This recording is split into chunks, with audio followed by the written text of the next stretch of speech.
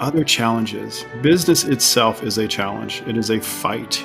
And if you are going to go the route of being self employed, you must first overcome your fear. I'm a big Star Trek fan, and just recently, the last episode of Star Trek Discovery came out on Netflix, and I was watching it. And one of the lead actors, he came out in a very important scene, and he said that even in fear, we can step forward. And that made such sense to me because that has always been one of the foundations of my business model, is that even when you are scared, even when you are filled with overwhelming fear, that you will fail. If you will simply take that first step, the second will come easier, the third will come even easier, and the fourth. Welcome, friends, to the Entrepreneur Speaks. I'm your host, Kofi Anyumedu. Each week, I host an amazing entrepreneur on their journey, successes, and challenges. It is my hope that we'll learn from their experiences as we all work towards living a life of passion and purpose. My guest is originally from the United States, but has lived in Europe for 22 years. He has 3 businesses in food networking and in travel. My guest today is Jake Doherty. He shares his journey today on the Entrepreneur Speaks podcast. Welcome to my show, Jake. Well, thank you for having me, Kofi. It's a pleasure being here today, and I'm super excited to be talking with you. Let's get to know you some more, Jake. Who is Jake Doherty and how was your childhood like? Well, I was very blessed. I had a wonderful childhood. I was born in South Louisiana on the Gulf of Mexico in a very swampy region, right where they make Tabasco hot sauce. And I grew up there with my mother. My parents were divorced when I was very young and had a really good education. Went on to go to university at Oglethorpe in Atlanta, Georgia. And then after university, I returned back home to Louisiana, but I couldn't find a passion. I couldn't find something that I wanted to do. And I had studied European history and I had studied philosophy. And that wasn't too great career paths for South Louisiana, where most of the people most of the people there work in the oil field industry. So I knew I didn't want to do that. Wow. So then you decided to travel and the choice was Europe. Was it because you studied European history? Yes, I studied European history, and my reason for coming to Europe was twofold. Or one, I knew I Tell us loved about it. Yeah. It's a great story. I was working as a bartender in New Orleans, and I had met some people from London, and they had told me how much fun the city was and how amazing England was. And I thought, gosh, I would love to go there. So I spoke with my mother, and between the two of us, we were able to find a way for me to come to Europe just to travel. And I was in Europe for 4 weeks. And when I went back home to Louisiana, I decided to make a decision that I was going to move to Europe. I didn't know where, but I knew I wanted to live here. So I started looking for work. And I was very blessed. I found an application that I could fill out so that I could work for the American military in one of their recreation hotels in a small village called Garmisch, Partenkirchen, Germany. And it's in the southernmost region of Germany, right on the border of Austria. And it's a ski resort town. And so I thought that sounds fun. So I filled out the application. I was given a position. They flew me over to Germany, and that was 22 years ago. I worked for the American military for 2 years and then started traveling. I was in Austria for 3 years. I was in Italy, and I even lived in Switzerland for a short period of time. But I always kept coming back to this little village of Garmisch, Partenkirchen. And eventually it became home. I decided to settle here. And eventually I married a German girl from here, and we have 2 children, 2 little girls, a 10-year-old and a 5-year-old. That's very interesting. And it's been your home since then. Correct. Pretty much for the past 14 years, I've lived in and around Garmisch-Partenkirchen. Today, I live in a small village called Ohlstadt, which has, jokingly, I like to say, a population of 7,000 people and 11,000 cows. All right, then. Now let's talk about your businesses.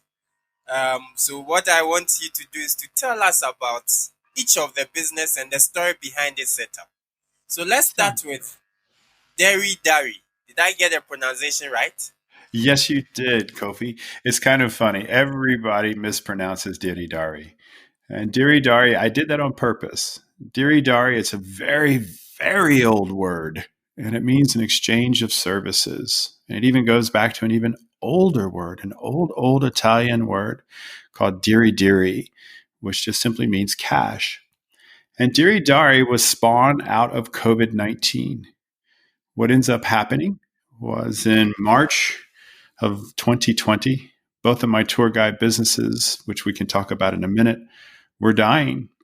And I needed some way to keep food on the table for my children. And I wanted to do something that not only helped myself, but helped others.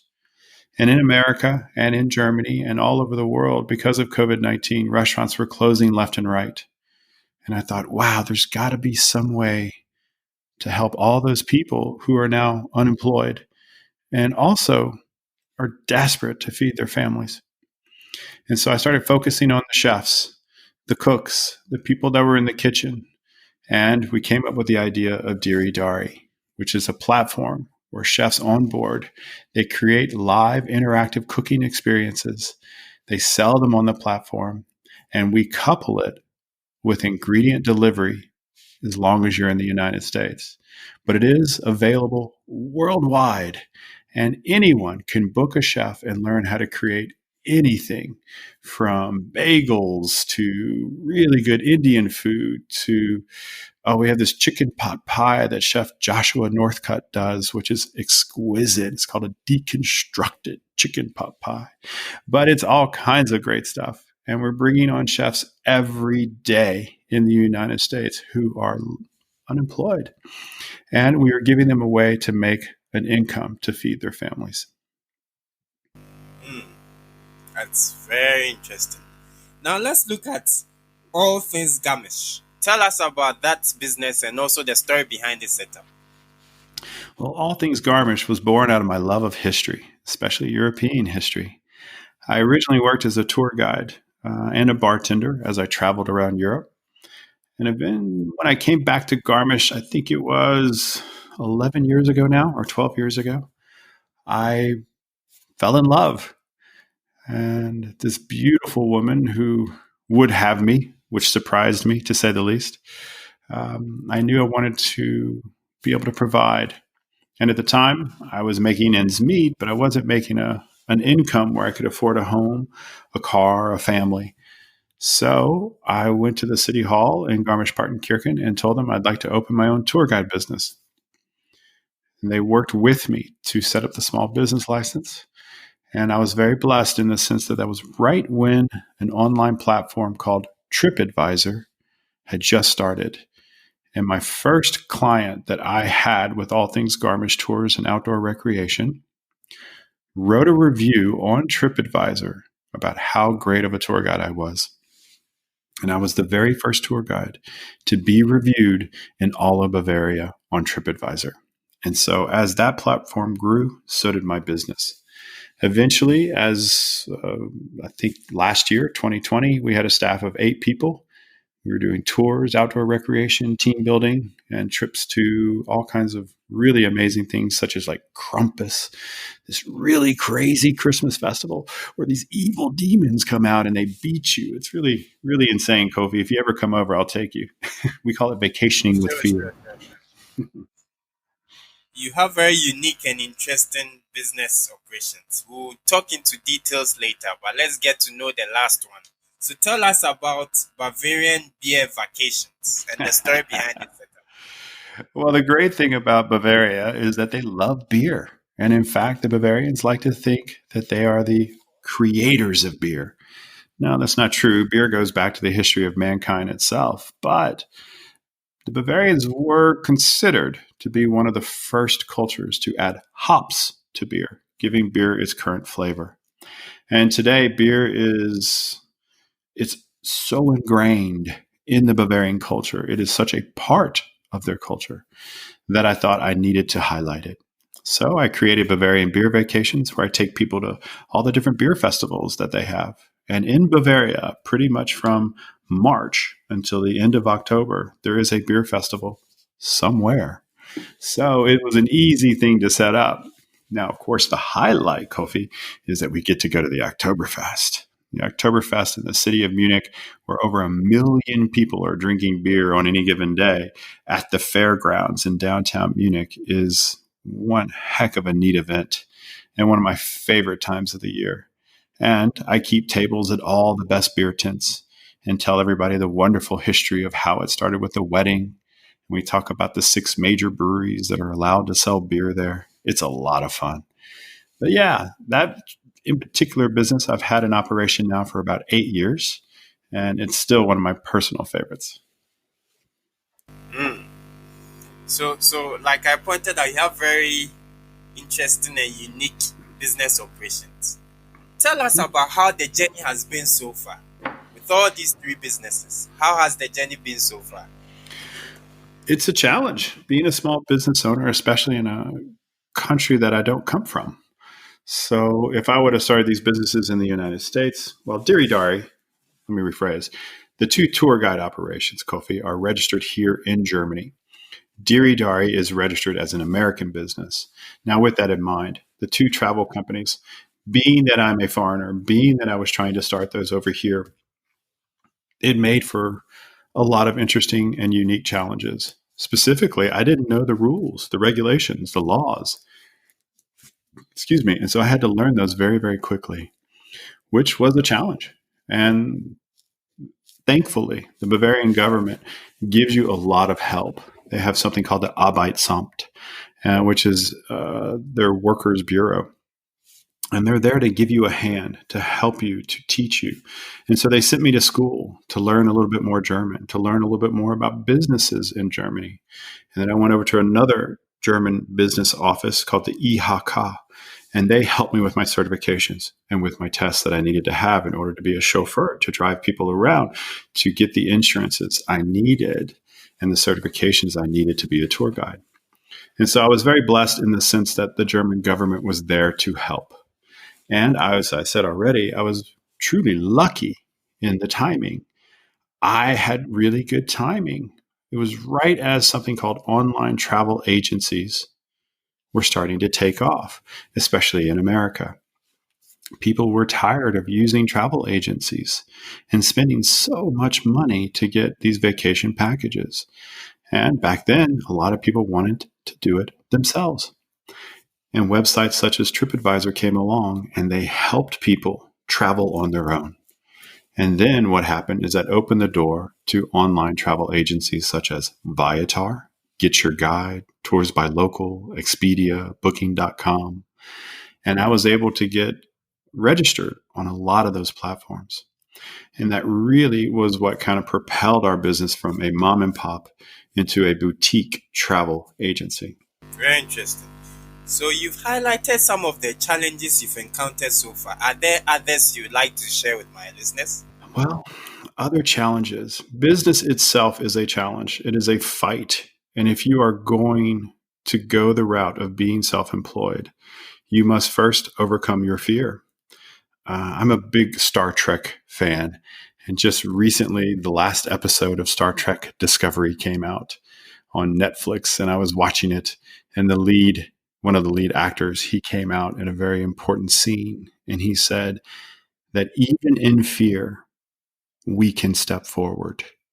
And that made such sense to me because that has always been one of the foundations of my business model, is that even when you are scared, even when you are filled with overwhelming fear, that you will fail.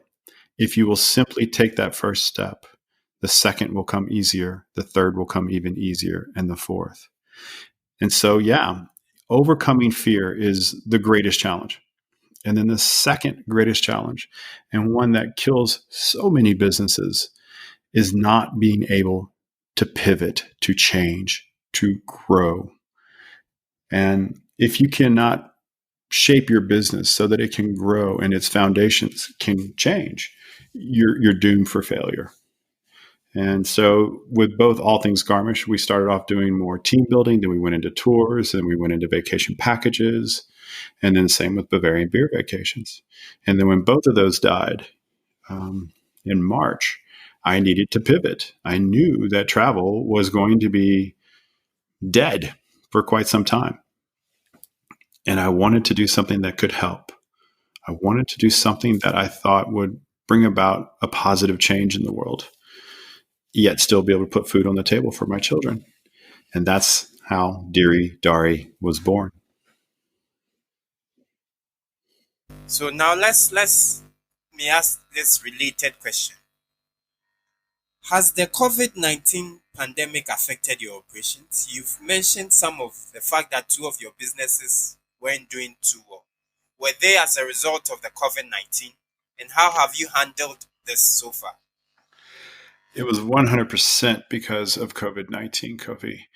I was in South Africa in February visiting with some friends.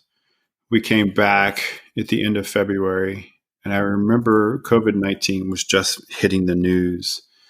And by the middle of March, I got my first cancellation.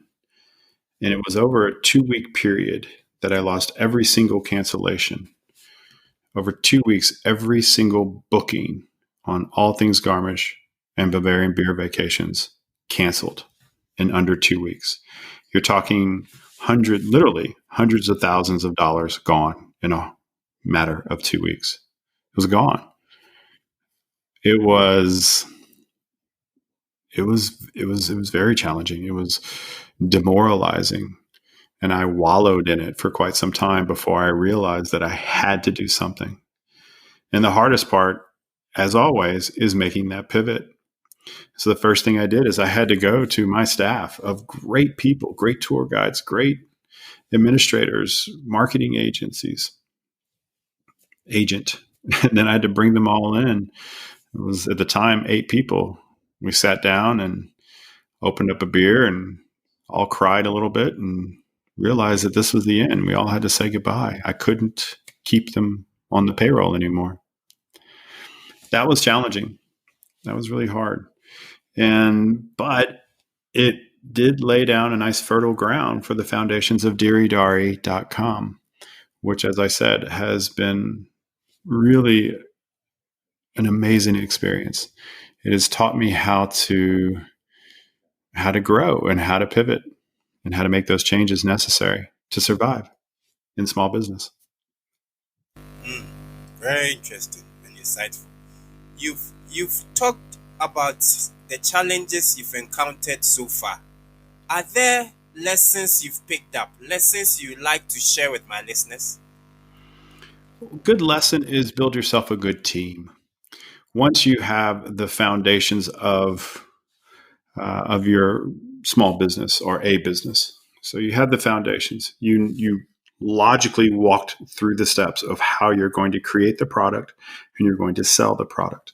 Then begin to surround yourself with people you can trust and people who know more than you. I've been very blessed. I have an incredible team. I have 2 business partners, one who is the head chef of 7 different restaurants. The other business partner is a computer programmer who worked for Booking.com, American Express Travel. And so that's the foundations, that's the core. And those are the people I can always lean on.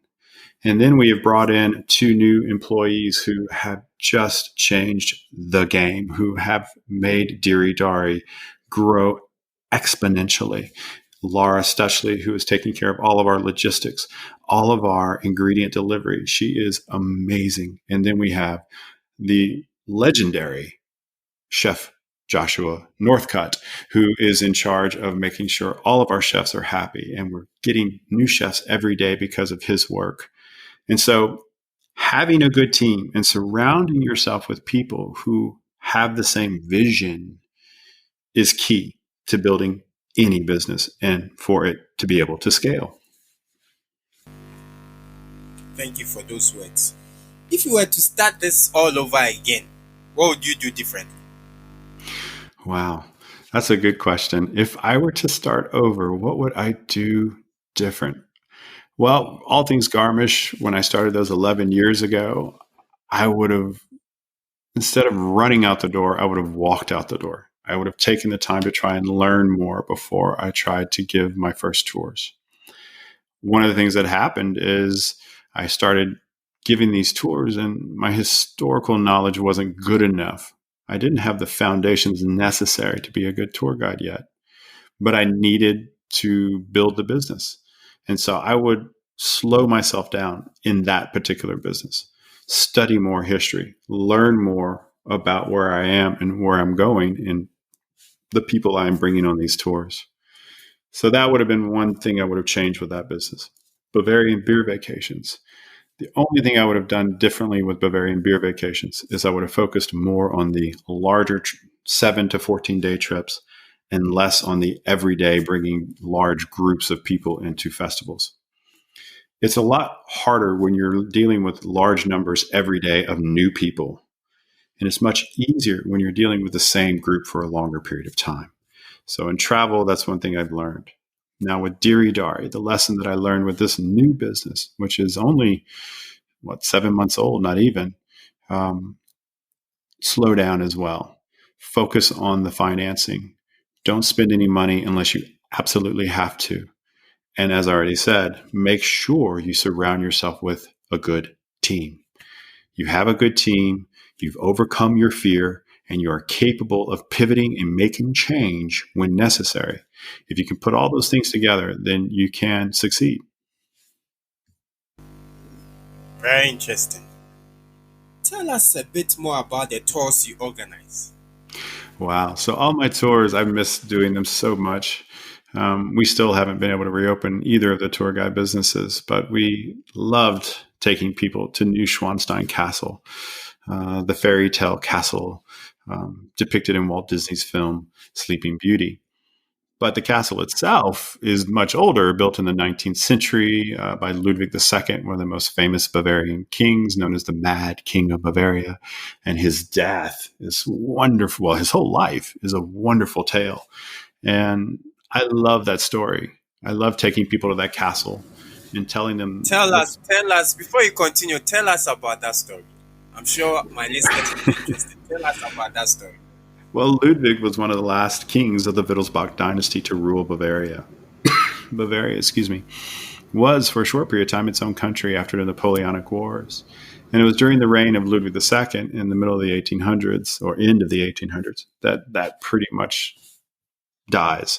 1871 is considered to be the unification of Germany, which occurs during the reign of Ludwig II when Prussia, northern Germany, forces its control over all the little Germanic states around it, including Bavaria. And that all occurs at the end of the Franco-Prussian War. So if you ever meet a German and you want to really upset them, simply tell them that the creation of their country, the creation of Germany, it didn't occur in Germany. It actually happened in France. At the end of the Franco-Prussian War, it was in Versailles that all the Germanic princes came together under um, uh, the Prussians and decided that they were going to create one Germanic empire in Versailles, in France, not in Germany. 1871, into the Franco-Prussian War. Well, Ludwig II, this is when he loses most of his power, but he still had some wealth, his family's wealth, and he used it to build castles. He built first a huge renovation to his downtown home in Munich, the residence, built a huge renovation to Nymphenburg Palace. Then he goes on to build Neuschwanstein Castle, Linderhof Palace, Herrenchiemsee Palace, Schachen, and he had plans to build two more castles. He bankrupted his family and put them into debt that they did not pay off until 1972, I believe, or 71. And a lot of people believe that was the reason for his demise, that the financial burden that he was putting on the family and his inability to rule, as well as his mental, how do I put this, mental inability to mentally think straight. Let's say that. I don't want to say he was challenged, but he definitely was suffering from some illnesses, forced his own government to put him into the care of a psychologist, a man by the name of Dr. Gooden. And 2 days after going into the care of the psychologist, Dr. Gooden, as well as Ludwig II, were both found dead at a lake, Starnberger See, and both under very mysterious causes. That was the end of Ludwig II's reign, and sadly, his beautiful castle, Neuschwanstein, this fairy tale castle that he built based on old legends of lore, including Lohengrin and others, was never finished. But today, it is the most visited castle in all of Germany. Over 1 million, I think it was 4 million people went in 2001. It's just a very, very busy place, and one of my favorite places to take people to. Now let's talk about the other tours. Just before the story, you were talking about the tours you organized. So let's go back, talk about the other tours you organized. Wow. Well, we go to Neuschwanstein, like I said, then we do a chocolate making tour where we take you to an incredible chocolate shop here. There's also a factory called Chocolatier Amélie, where the head chocolatier teaches you all about German chocolate. And he teaches you how the different chocolates taste while you drink champagne and make your own chocolate to take home. It's so much fun. Then we do another one where we go to Linderhof Palace, another one of Ludwig II's castles. And we go to the village of Oberammergau, famous for the Passion Play, which is performed every 10 years. Had to be postponed, though, for 2020, so it will not be performed until 2022. And then we do a brewery tour, of course, several brewery tours where we go and talk about beer and the history of beer. We go to Innsbruck, one of my favorite little villages right on the border of Italy and Austria. Innsbruck, in fact, is one of the oldest settlements we know of in the Alps. Inns is the name of a river, and Bruck is a bridge. It's a beautiful town, and I highly recommend going there if you come and visit this area. And then we take people to Salzburg, and then we do a Munich tour, and then, as expected, we do a couple of World War II history tours around the area as well. Very interesting. I can see you really adore Bavaria. I do. What is there to find? Tell us some more. Please tell us about the history, culture, festivals, etc. Tell us. Just tell us. I love Bavaria, and I love this region of the world. I wish you guys could see what I see right now. I'm looking out my window. It's snowing like crazy. The mountains are all white. I literally have a mountain in my backyard.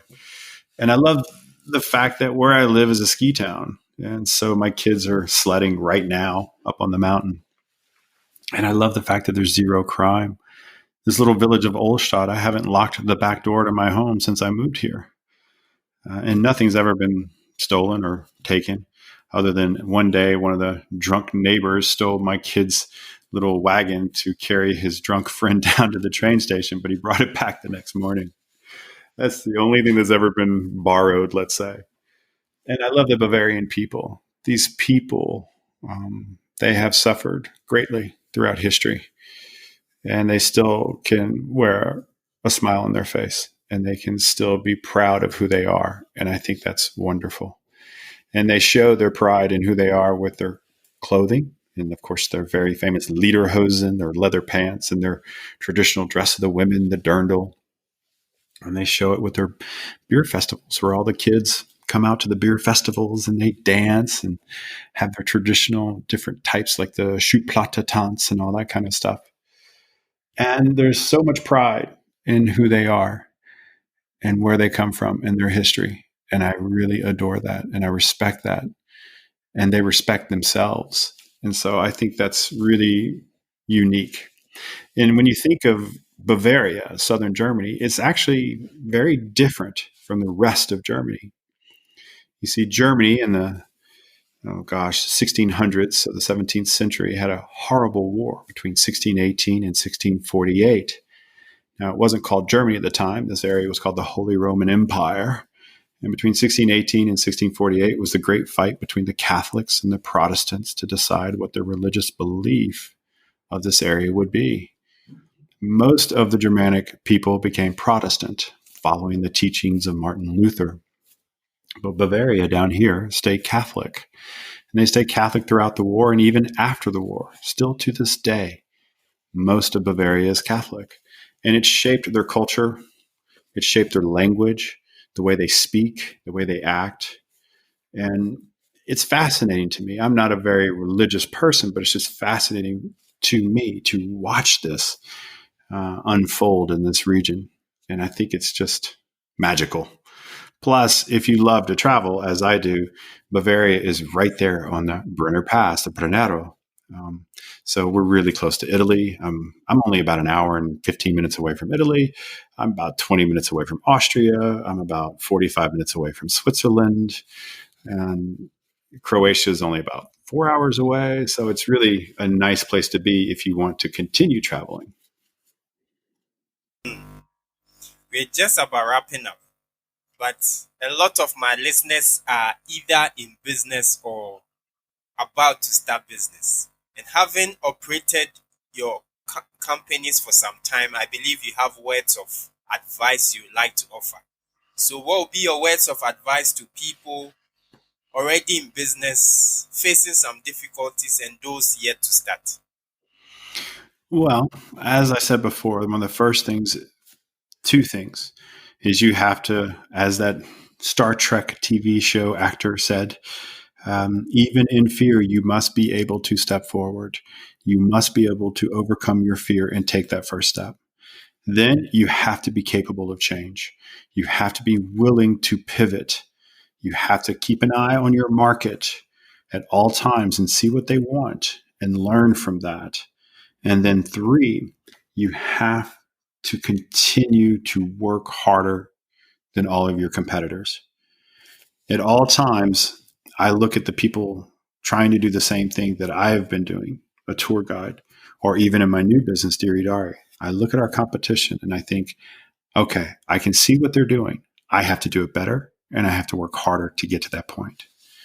And so continue to just push yourself. And my prize or my goal, and everybody has to find their own, my goal has always been to continue to put food on the table for my kids. And as long as I can do that, then I'm happy. And I can't wait to bring Diri Dari, our new platform, to Ghana. It's going to be so much fun. Yeah, it will be very exciting to have that. Yes. We are about ending our conversation, but I believe I have listeners both in Ghana and in not so many countries. And I'm sure after COVID, a lot of them have vacations they are thinking of planning. How do they get in touch with you? How does one get in touch with you if the person intends coming your way? No problem. If I'm very easy to find if you want to come and travel Bavaria, all you have to do is type in all things Garmisch, Garmisch, and you'll find me. Or, as always, you can go to TripAdvisor and type in tour guide Bavaria, and I'm usually number one that pops up. So that's an easy way to find me if you want to come and travel Bavaria. Now, if you would like to have a chef come into your home and using live interactive cooking, want to have a live interactive cooking experience in your home, that's also very easy as well. All you have to do is go to deridari.com, DERIDARI.com. And you can find all of our chefs cooking all their amazing meals.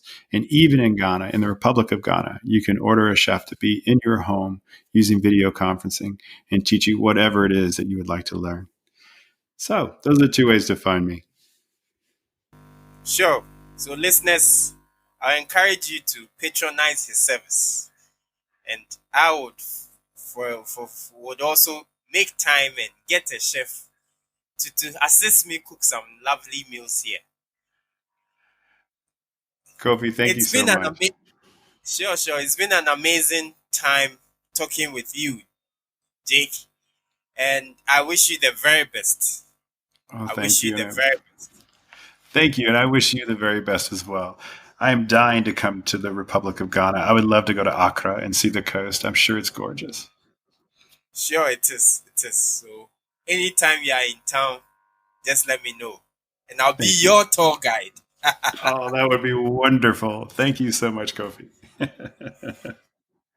Listeners, this has been an amazing episode with Jake Doherty. He shared his journey with us. He's invited us to Bavaria. I've also invited him to Ghana, where I'm going to be his tour guide.